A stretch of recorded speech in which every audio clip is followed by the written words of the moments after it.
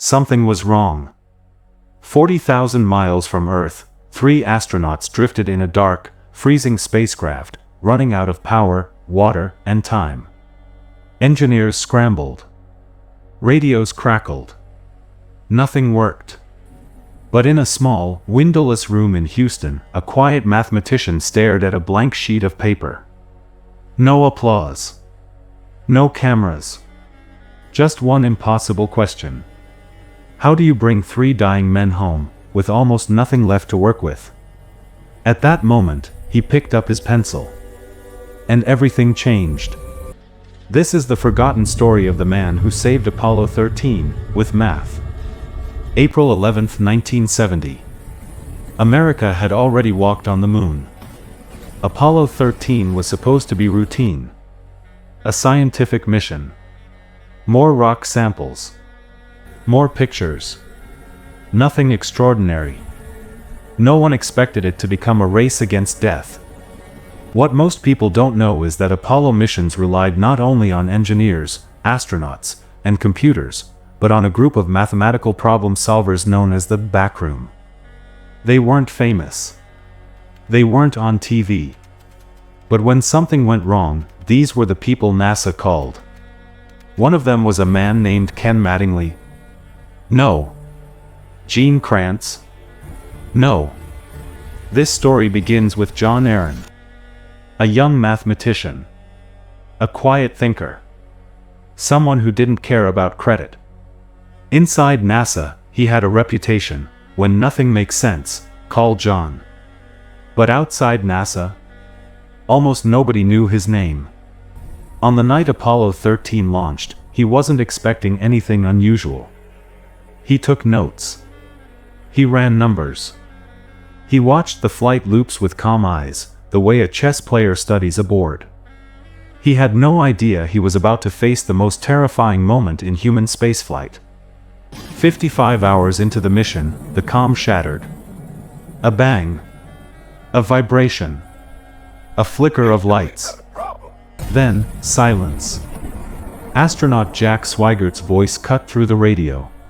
Houston, we've had a problem. Inside mission control, chairs scraped. Papers dropped. Headsets tightened. The oxygen tank had exploded. The command module was dying. Within minutes, power plummeted. Water supplies froze. Carbon dioxide spiked. The spacecraft turned into a refrigerator drifting through space. And down on Earth, hundreds of the smartest minds in America were staring at screens that made no sense. Data was all over the place. Numbers were wrong, then right, then gone. The systems that told NASA whether the astronauts would live or die were failing. Flight Director Gene Kranz called out, "I need answers." But no one had any. Except one man. John Aaron leaned toward his screen. He didn't panic. He didn't guess. He looked at the chaos of numbers and felt something familiar. A memory. A pattern. Something he had once seen in a test years earlier. Everyone else saw failure. He saw a clue. He flipped through old notebooks. He reached for a binder nobody else bothered with. Pages rustled. Fingers tapped. He checked one code, then another. Then he said the line that would echo in mission control for decades. "Flight. I need them to switch to instrumentation mode SGOP." The room went silent. Kranz frowned. "Say again." Aaron repeated the command. People thought he was crazy. No one had ever switched those settings in deep space. No one even remembered what they did. But Aaron insisted. A pause. A breath. Kranz finally said, "Okay, let's try it." The astronauts flipped the switch. The screens flickered. Then stabilized. John Aaron had just saved the mission's data systems. With that one call, NASA could finally see what was happening in the spacecraft. It kept the rescue alive. But the worst was still coming.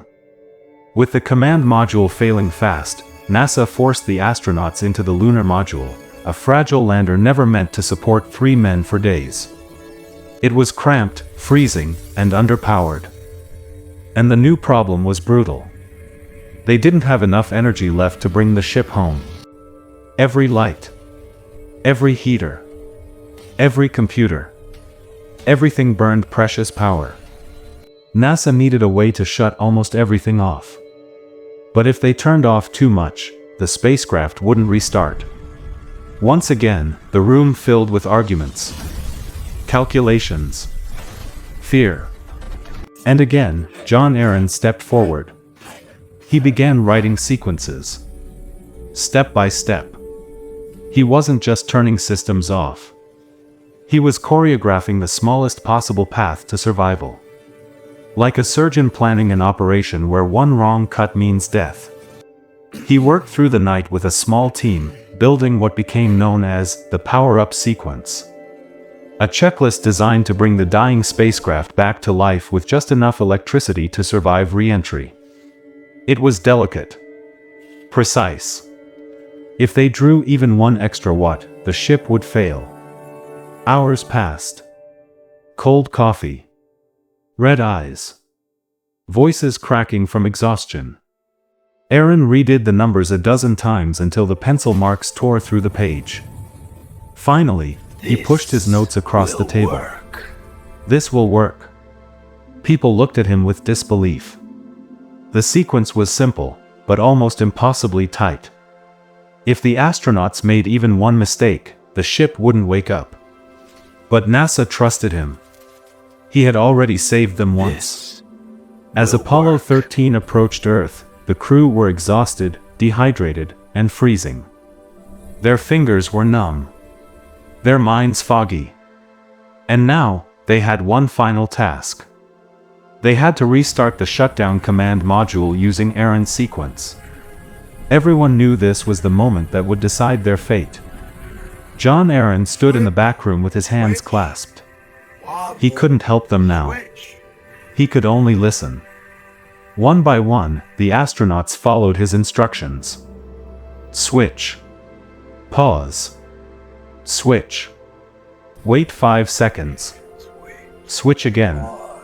Every step matched the math. Every breath matched the timing. In mission control, the only sound was the scribble of pencils and the faint electric hum of the consoles. Then, a light blinked. A system warmed. A computer came to life. The command module woke up. Relief washed through the room so hard that some engineers cried. But Aaron exhaled quietly and went back to his notes. There were still more numbers to check. He never celebrated early. On April 17, 1970, after 4 days of crisis, Apollo 13 streaked back into Earth's atmosphere. There was radio silence. 4 minutes. 5 minutes. 6 minutes. Everyone feared the worst. Then, crackle. A voice broke through. "We're home." Cheers. Shouts. Applause. Newspapers called it NASA's finest hour. They praised the astronauts. They praised mission control. But there was one man whose name most people never heard. John Aaron didn't give interviews. He didn't chase fame. He didn't call himself a hero. He went back to work the next day with the same quiet focus. Because for him, it was never about attention. It was about responsibility. About using his mind, under impossible pressure, to save lives. In every great story, there are people in the spotlight, and people in the shadows. Apollo 13 showed the world something important. Genius doesn't always look like a speech or a spacesuit. Sometimes, it looks like a man in a small room, pencil in hand, choosing to stay calm when everyone else panics. 3 astronauts are alive today because one mathematician believed that clarity matters more than fear. And maybe that's the lesson. When life explodes around you, when the world goes dark, and when the numbers don't make sense, courage isn't always loud. Sometimes, courage is quiet. focused, precise. Sometimes, courage is simply refusing to give up until you find the answer. Because hidden in the backroom, far from the cameras, one spark of clarity can change everything. And sometimes, it can even bring you home.